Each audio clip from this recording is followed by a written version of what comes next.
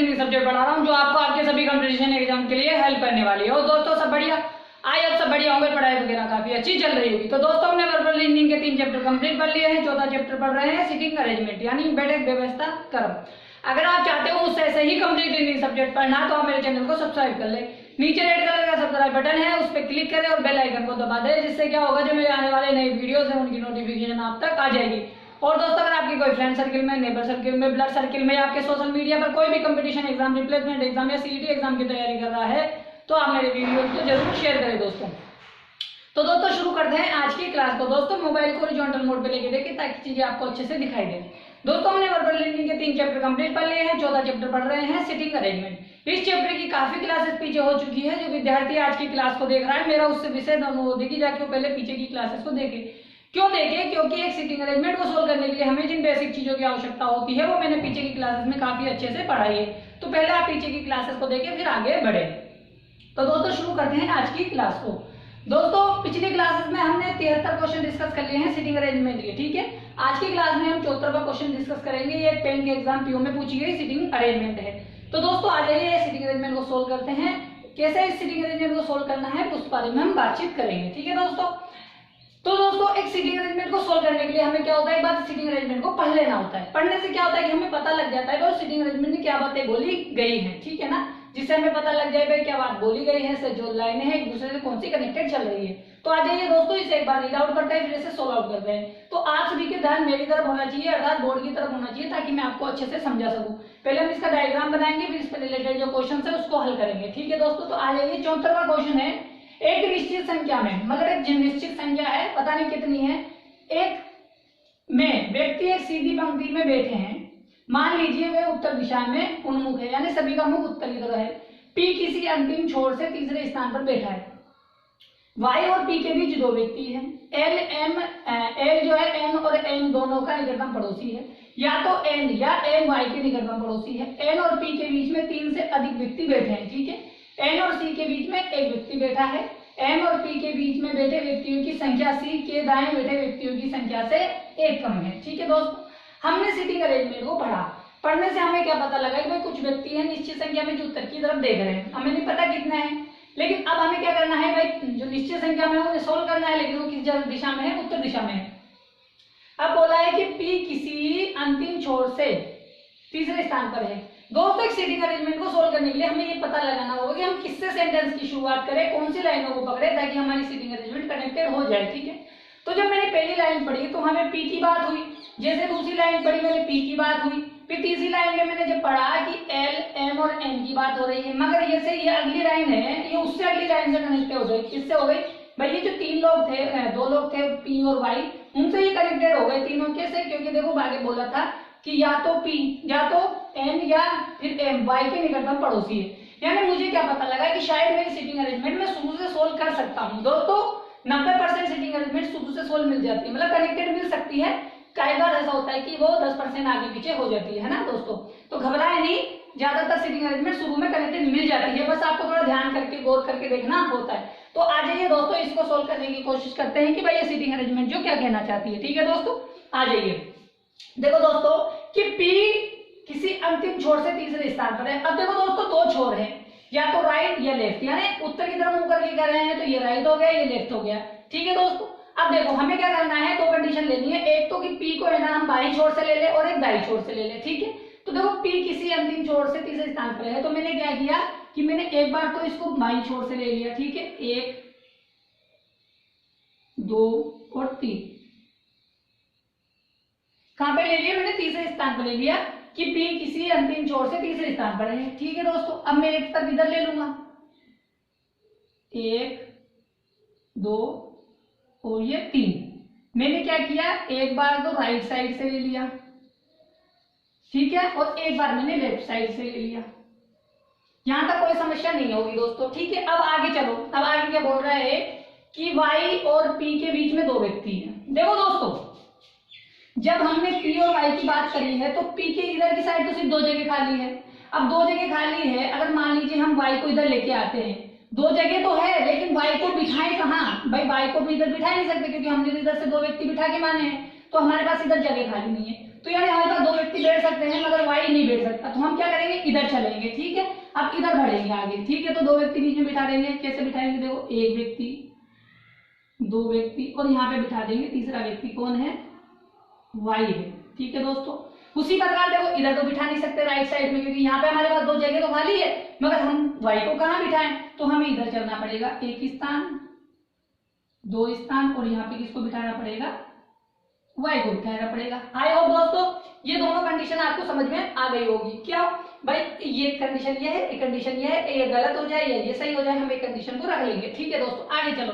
देखो एल जो है एम और एन का निकटतम पड़ोसी है, यानी दोनों के बीच में बैठा है, यानी तीनों एक साथ बैठेंगे। अब देखो क्या बात बोली गई है, हमें इन दोनों से कनेक्टेड लेना था कि इन दोनों में से कि हमसे इससे जो कनेक्टेड चीज है उनको उठाएंगे, लेकिन हमारे पास बात कौन बोल दी, एल एम एन की बात बोल दी कि हमारे पास एल है, एन है और एम है। लेकिन जैसे हमने आगे वाली लाइन पढ़ा तो हमें पता क्या लगा कि या तो एन या एम वाई के निकटतम पड़ोसी है। अब देखो दोस्तों वाई यहाँ बैठा है, ठीक है, अब उससे आगे जब एक बात और पढ़ेंगे तो वहां पे एक बात और बोल दी, इन तीनों लाइनों को एक साथ क्या कनेक्ट कर दिया कि एन और पी के बीच में है ना 3 से अधिक व्यक्ति है। अब देखो दोस्तों, अब हमारे पास दो कंडीशन है, क्या कि भाई हम y को किधर, m को किधर बिठाएं और n को किधर बिठाएं। ठीक है दोस्तों, अब देखो कैसे बिठाना है, ये इस चीज को देख लो। देखो अगर हम इधर किसी व्यक्ति को बिठाते हैं, किसी भी को भी बिठाते हैं, मान लीजिए कि हमने यहाँ पर n को बिठा दिया, किसको बिठा दिया, n को बिठा दिया, किसी को भी बिठा के देख लो, हमने मतलब किसको बिठाया, n को बिठाया। अब मुझे बताओ क्या मैं यहाँ पे l को बिठा दूं, भाई इधर तो l बैठ गया तो इधर तो m बैठ नहीं सकता, अब मुझे इधर बिठाना पड़ेगा। अब मैं इधर l को बिठा दूं तो अब m को कहाँ बिठाऊं, क्योंकि मेरे पास देखो इधर m बैठ सकता है मगर यहाँ पे l नहीं बैठ सकता, इधर n बैठ सकता है इधर m नहीं बैठ सकता। ठीक है, ये तो पता है क्या चला कि भाई हम m अगर n को यहाँ बिठा सकते हैं तो m को यहाँ नहीं बिठा सकते, अगर हम m को यहाँ बिठा दें तो हम m को यहाँ बिठा सकते हैं मगर l को यहाँ नहीं बिठा सकते। यानी दोनों कंडीशनों में हमें क्या पता लगा कि भाई एक कंडीशन में तो हमारे पास m नहीं बैठ पा रहा है, एक कंडीशन में हमारे पास m नहीं बैठ पा रहा है। चाहे आप m को यहाँ बिठा के देख लो, अगर m को यहाँ बिठा दोगे तो यहाँ m नहीं बैठ पाएगा, क्योंकि तो 3 जगह खाली होनी चाहिए हमारे पास। तो 3 जगह जब खाली होगी वही जगह हम चुन सकते हैं, भाई हमारे पास 3 जगह खाली होनी चाहिए। अब देखो क्या हमारे पास y के बीच में जब हमने n को पड़ोसी लिया तो यहाँ पे क्या 3 जगह खाली है, हमारे पास तो इधर 2 जगह खाली है। भाई 3 जगह अगर इधर खाली होती तो हम बिठा सकते थे, भाई इधर 3 जगह खाली है नहीं, तो हम क्या करेंगे, इधर बिठा के देखेंगे। अब देखो क्या बोल रहा है, वो ये बोल रहा है कि भाई एम एन और एन ये 3 व्यक्ति बैठ सकते हैं। कैसे बैठ सकते हैं, ऐसे बैठ सकते हैं, ऐसे बैठ सकते हैं एम एल एन, यानी 3 जगह खाली होनी चाहिए। अब देखो इधर 3 जगह खाली नहीं है तो y के पास m बैठेगा या n बैठेगा, कंडीशन क्या रहेगी, या तो y के पास n बैठेगा या फिर m बैठेगा। ठीक है, लेकिन आगे एक बात बोली गई कि n और p के बीच में 3 से अधिक व्यक्ति होने चाहिए। अब देखो जब मैं अगर मान लीजिए दूसरी वाली कंडीशन देता हूं, अगर मैं n को मान देता हूं m की जगह, तो हमारे बीच में वो कितने व्यक्ति बैठेंगे, p और n के बीच में 1 2 और 3, जबकि हमें बिठाने कितने हैं, 3 से अधिक बिठाने हैं p के बीच में। अगर यहाँ पे n बैठ गया तो इनके बीच में 3 ही व्यक्ति होंगे, जो कंडीशन गलत हो जाएगी। तो हमें क्या करना पड़ेगा, इस कंडीशन को कैंसिल करना पड़ेगा और ये ऊपर वाली कंडीशन को एक्सेप्ट करना पड़ेगा। क्यों, देखो कि भाई ये रहा कौन p, यह रहा n, अब इनके बीच में 3 से अधिक व्यक्ति है, गिनो 1 2 3 4 5 व्यक्ति है, मगर जब n यहाँ पे था तो सिर्फ कितने थे, 1 2 3, जबकि हमें 3 से अधिक लेने हैं तो हमारे पास 3 वाली कंडीशन को हम छोड़ देंगे और 4 वाली कंडीशन 5 वाली कंडीशन ले लेंगे, तो ये हमारे पास गलत हो गया। अब इस कंडीशन से हमें क्या पता लगा, इस कंडीशन से हमें पता लगा कि भाई y के पास में कौन बैठेगा, m बैठेगा। अब देखो इधर 3 जगह तो खाली नहीं है तो हम तो इधर बिठाएंगे नहीं, वही बात है ऊपर वाली, तो हम इधर से चलेंगे 1 2 3। अब हमें पता लगे कि y के पास कौन बैठेगा, m बैठेगा, तो यहाँ पे m को बिठा दो, फिर यहाँ पे l को बिठा दो और यहाँ पे n को बिठा दो। अब देख लो आप n और p के बीच में है ना 3 से अधिक व्यक्ति हैं, 1 2 3 4 5, तो यानी इससे पता लग गया n और p के बीच में हमारे पास 3 से अधिक व्यक्ति हैं। अब आगे देखो, अब आगे क्या बोल रहा है, हमें पता है 2 कंडीशन चल रही है, एक सही हो जाएगी गलत हो जाएगी, गलत को उठा देंगे सही वाली को हम रख लेंगे। अब क्या बोल रहा है, इस बात को भी हमने सोल्व कर दिया कि n और p के बीच में 3 से अधिक व्यक्ति बैठे हैं। अब देखो n और c के बीच में एक व्यक्ति बैठा है, अब देखो n यहाँ बैठा है, इधर तो जगह खाली नहीं है, हमें आगे ही बढ़ना पड़ेगा। ठीक है, तो हम n के और बीच में एक व्यक्ति ले लेते हैं, n और c के बीच में। अगर मैं c को यहाँ बिठा दूं, c को यहाँ बिठा दूं तो n और c के बीच में एक व्यक्ति व्यक्ति हो जाएगा। पता नहीं कौन है पर है एक व्यक्ति है। लेकिन अगर मैं एम को यहाँ बिठाता हूँ तो मैं सी को इधर नहीं बिठा सकता क्योंकि जगह खाली नहीं है। उसी प्रकार यहाँ पे आ जाओ आप। अगर मैंने यहाँ पे किसको बिठा दिया, एम को बिठा दिया, तो मैं यहाँ पे किसको बिठा दूंगा, सी को बिठा दूंगा। अब देखो दोस्तों ये वाली लाइन भी पूरी हो गई। अब देखो एम और पी के बीच बैठे व्यक्तियों की संख्या, एम और पी के बीच में संख्या। अब देखो एम और पी के बीच कितने बैठे व्यक्ति, 1 2 3 बैठे हैं, ठीक है ना। इनके बीच में जो व्यक्तियों की संख्या है ना क्या है, सी के दाएं बैठे व्यक्तियों से एक कम है। अब देखो दोस्तों हमें तो पता ही नहीं कि भाई सी के दाएं कितने बैठे हैं। अब एक बात बताओ कि भाई सी के दाएं जो व्यक्ति बैठे हैं उनसे एक कम संख्या कहाँ है, एम और पी के बीच में है। भाई एम और पी के बीच में कितनी संख्या है, 1 2 3, तो वो किससे कम है, जो सी के दाएं बैठे हैं। अगर मान लीजिए यहाँ पे 3 व्यक्ति बैठे हैं, किसके बीच में, पी के और एम के बीच में, तो वहां पे 4 व्यक्ति बिठा देंगे। अगर वहां 4 बैठ जाएंगे तो उससे एक कम व्यक्ति किसके बीच में बैठ जाएगा, एम और पी के बैठ जाएगा। तो अब हमें क्या करना है, सी के दाएं कितने व्यक्ति बिठाने हैं, 4 व्यक्ति बिठाने हैं, 1 2 3 और ये 4। अब देख लो इस कंडीशन को पढ़ लो कि एम और पी के बीच में बैठे व्यक्तियों की संख्या सी के दाएं बैठे व्यक्तियों से एक कम है।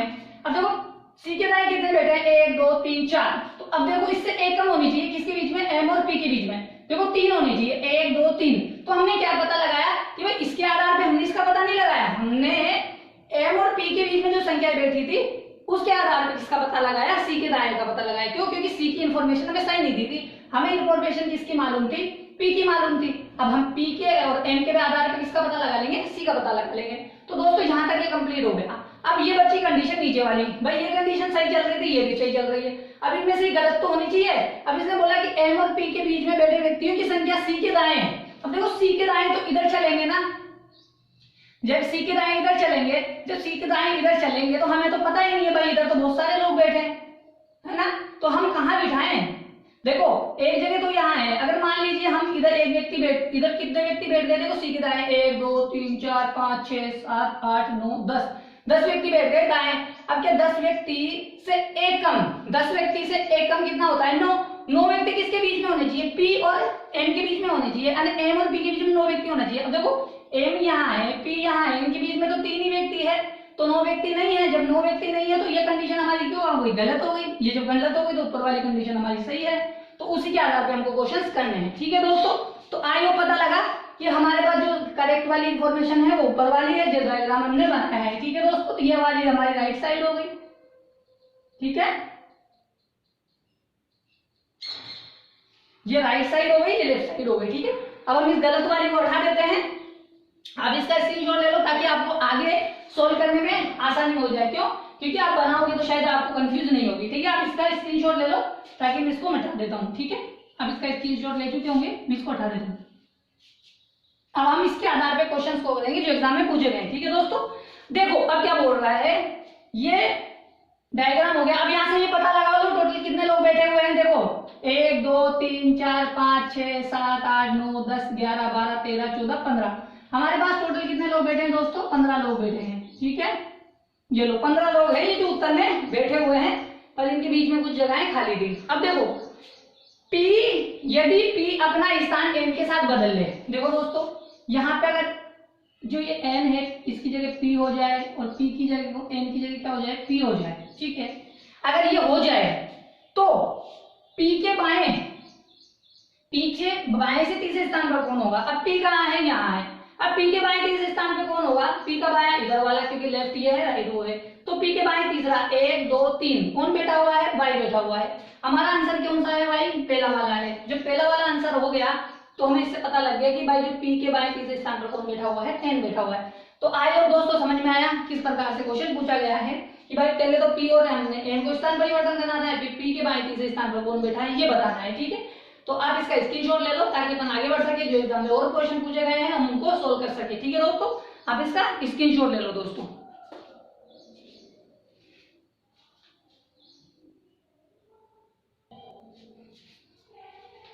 ठीक है दोस्तों, दूसरा क्वेश्चन आपके सामने है इस सीटिंग अरेंजमेंट से रिलेटेड जो एग्जाम में पूछा गया है। बताइए कि निम्नलिखित में से कौन Y और L के ठीक बीच में बैठा है। देखो दोस्तों Y कहाँ बैठा है, यहाँ बैठा है, L कहाँ बैठा है, यहाँ बैठा है, इनके बीच में कौन बैठा है, M बैठा है। एम हमारा आंसर होगा या नहीं होगा? होगा ना, सेकंड वाला आंसर हो जाएगा हमारा। ठीक है दोस्तों, तो हमारा आंसर क्या हो जाएगा? सेकंड हो जाएगा कि वाई और एल के ठीक बीच में कौन बैठा है? एम बैठा है। ठीक है दोस्तों, तो आप इसका स्क्रीनशॉट ले लो ताकि अपन आगे बढ़ सके, आगे वाला क्वेश्चन कर सके। ठीक है दोस्तों, आई होप आपको क्वेश्चन समझ में आ गया होगा। ठीक है, आप स्क्रीनशॉट ले लें ताकि आगे बढ़ सके दोस्तों।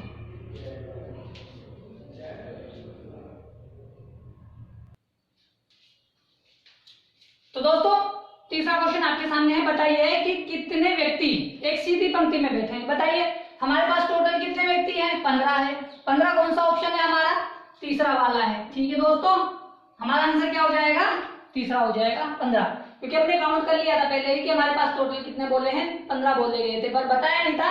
एक निश्चित संख्या हम बोले हैं तो सारों का वो क्या नाम है जगह देगा कि भाई कौन कहाँ पे बैठा है, जो खाली जगह होंगी वो जगह तो है क्योंकि टोटल बोला है उसने, तो इसके हिसाब से हमारे पास कितनी हो गई? 15 संख्या हो गई। ठीक है, आप इसका स्क्रीनशॉट ले लो ताकि आगे बढ़ सके, आगे वाला क्वेश्चन कर सके। ठीक है दोस्तों, आप इसका स्क्रीनशॉट ले लो।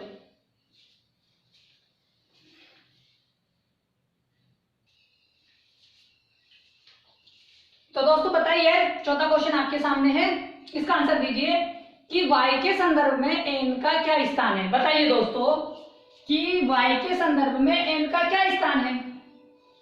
भाई y के दाएं यानी दाएं तरफ कौन बैठा है? n बैठा है। कितने स्थान पे बैठा है? 1 2 3, तो दाएं से तीसरा दाएं से तीसरा कौन सा है? देखो दाएं से बस सिर्फ 2 बार बोली गई थी कि दाएं से चौथा नहीं है, दाएं से दूसरा नहीं है, दाएं से तीसरा है, दूसरा और चौथा नहीं है। तो इसका मतलब हमारा आंसर कौन सा होगा? इनमें से कोई नहीं। तो दोस्तों घबराए नहीं कि ऑप्शन में आंसर मिले, नीचे ऑप्शन दिया गया है कि इनमें से कोई नहीं। जो हमारा आंसर होगा पांचवा होगा कि इनमें से कोई नहीं। ठीक है, ज्यादातर परेशान हो जाते हैं बच्चे कि भाई इसमें ऑप्शन नहीं दिया तो सही होगा ना होगा। अगर आपने सही डायग्राम बनाया है तो आपका आंसर सही ही होगा। ठीक है ना, तो आप इसका स्क्रीनशॉट ले लो ताकि आगे बढ़ सके और एग्जाम में जो आखिरी क्वेश्चन पूछा है उसको सोल्व कर सके। ठीक है दोस्तों, आप इसका स्क्रीनशॉट ले लें ताकि अपन आगे बढ़ सके।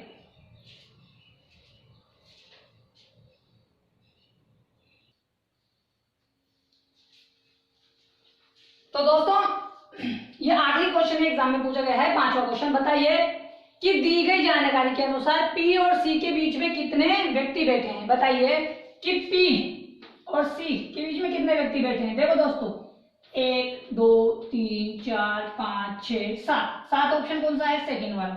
तो इनमें से 7 का कौन सा ऑप्शन होगा? हमारा सेकंड वाला हो गया। ठीक है, हमारा आंसर कौन सा हो जाएगा? सेकंड। ठीक है दोस्तों, तो आइए समझ में आया आज का क्वेश्चन? ये क्वेश्चन समझ में आया?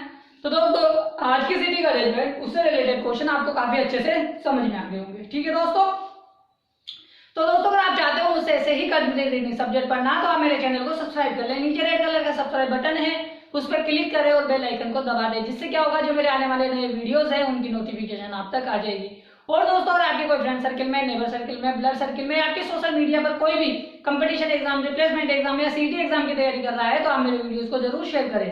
तो दोस्तों आज की क्लास में हमने 74वां क्वेश्चन डिस्कस किया है, कल की क्लास में इसके आगे के क्वेश्चन डिस्कस करेंगे। ठीक है दोस्तों, तो कल मिलते हैं दोस्तों, जब तक के लिए टाटा बाय बाय दोस्तों। ठीक है दोस्तों, कल मिलते हैं।